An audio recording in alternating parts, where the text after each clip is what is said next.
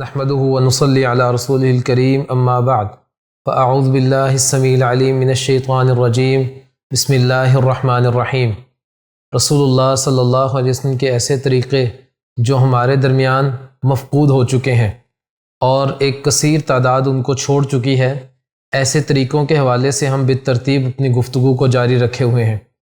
آج نبی کریم صلی اللہ علیہ وسلم کی جس سنت کے حوالے سے ہم بات کریں گے، یہ ایک ایسی سنت ہے جو صرف ایک طبقے کے اندر معروف ہے، لیکن باقی تمام لوگ شاید اس کو جانتے بھی نہیں، اور وہ یہ ہے کہ نماز میں درود شریف کے بعد مختلف طرح کی دعائیں پڑھنا۔ عموماً ہمارے درمیان صرف ایک دعا جو مشہور ہے، جس کو لوگ یاد کرتے ہیں اور پڑھتے ہیں، رب اجعلنی مقیم الصلاۃ ومن ذریتی ربنا وتقبل دعا ربنا اغفر لی ولوالدی وللمؤمنین یوم یقوم الحساب۔ لیکن رسول اللہ صلی اللہ علیہ وسلم نے فرمایا، جہاں اللہ کے نبی نے صحابہ کرام کو تشہد سکھایا، وہیں پر کہا کہ اس کے بعد پھر تم اپنے لیے دعاؤں کو پسند کرو، جو دعائیں تم پسند کرو وہ اللہ تعالیٰ سے مانگو۔ چند دعائیں نبی کریم صلی اللہ علیہ وسلم کی احادیث سے ثابت ہیں جو مسنون ہیں۔ اللہ کے نبی اپنی فرض نمازوں میں، اپنی سنن میں ان دعاؤں کو پڑھا کرتے تھے۔ میں ان دعاؤں کو آپ کے سامنے، ان تمام روایات کو آپ کے سامنے رکھوں گا، آپ ان دعاؤں کو یاد کریں اور ان کو اپنی نماز کا حصہ بنائیں۔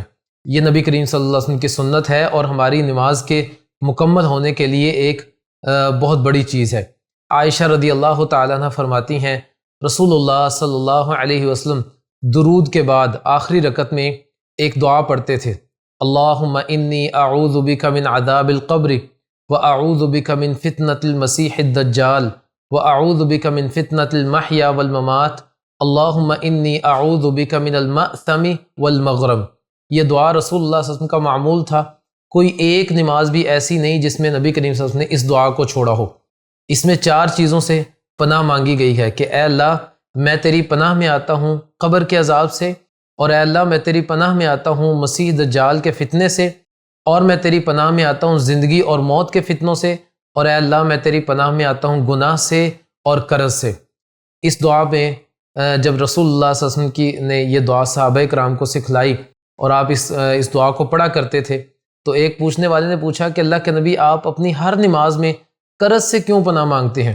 تو رسول اللہ صلی اللہ علیہ وسلم نے فرمایا کہ جب انسان قرض لیتا ہے تو وہ جھوٹ بولتا ہے اور وعدہ خلافی کرتا ہے، یعنی مزید آگے گناہوں کے راستے ہموار ہو جاتے ہیں۔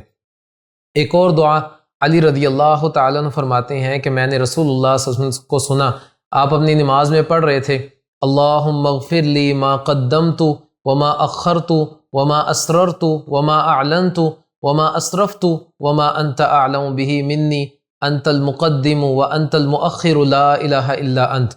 یہ دعا بھی یاد کریں اور اسے بھی اپنی نمازوں کا حصہ بنائیں۔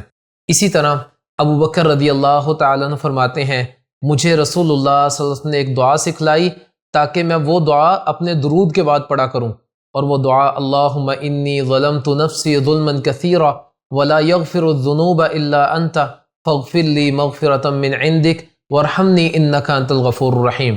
تو یہ 3 دعائیں، رب اجعلنی مقیم الصلاۃ کے علاوہ 3 دعائیں جو آج ہم نے مختلف احادیث سے، رسول اللہ صلی اللہ علیہ وسلم کی صحیح احادیث سے ہم نے سیکھی۔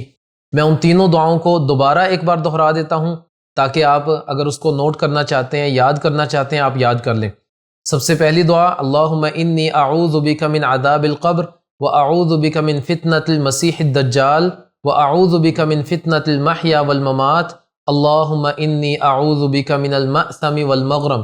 دوسری دعا، اللہم اغفر لی ما قدمت وما اخرت وما اسررت وما اعلنت وما اسرفت وما انت اعلم به منی انت المقدم وانت المؤخر لا الہ الا انت۔